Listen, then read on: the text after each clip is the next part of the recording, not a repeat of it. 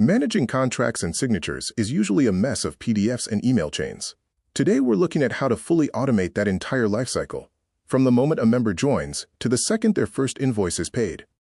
Before issuing your first agreement, you'll need to prepare your templates. These are reusable documents that allow you to send new contracts in seconds. To get started, you can download our sample template from the Help Center and customize it. Or you can create your own document in Google Docs and export later. Just ensure the final file is in Microsoft Word format.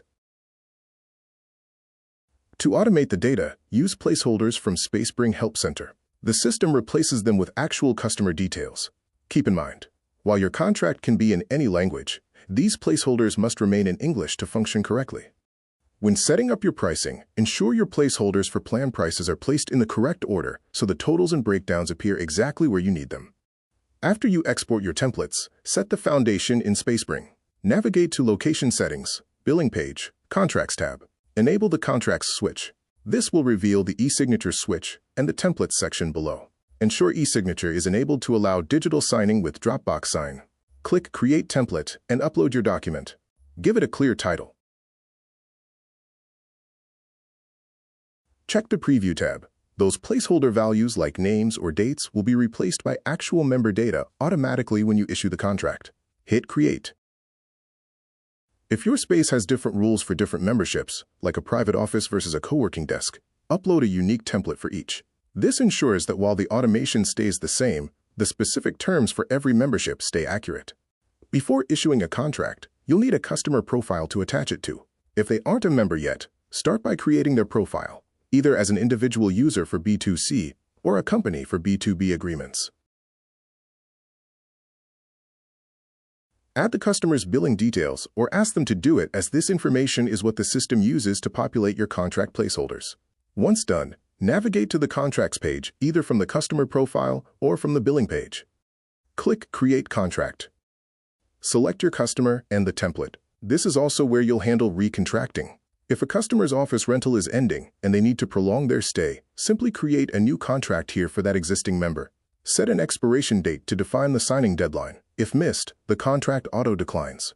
Under Items, add the services, whether it's a recurring long-term office rental or a flexible membership. If your customer takes a one-off service which requires them to sign a contract, simply select this product as a one-off item. You can bundle recurring and one-off services if included in the same contract. If the contract includes a recurring item, define when the customer's subscription becomes active and when it ends. You can even automate creating a subscription for the customer when the contract is signed. By enabling the Create Subscription from Contract switch, the second the contract is signed, the system will automatically activate their membership. No manual data entry required. If it's disabled, you'll need to create the subscription manually. Finally, add the customer's signatory details. Once added, add a counter-signature from your side if necessary, and hit Create. Double-check the contract details before sending it to the customer. Adjust it, or take the other actions if necessary. You can now hit Issue for eSignature, or just issue to process an external file. The digital signing process begins the moment you issue the agreement. Your customer receives an email notification with a direct link to the signature page. There's no login required. They simply review the terms and tap Click to Sign. Once completed, the contract is marked as signed, the subscription is confirmed, and the invoice is generated. The user moves to a paying member without any manual data entry from the administrator. There are times when you might need a physical signature or prefer to handle the process outside the platform. In these cases, you can still keep your records centralized. Start by downloading the unsigned PDF and sending it to your customer. Once they've physically signed it, upload it to the system to record the result. Click the menu next to the signatory's name and select Mark as Signed.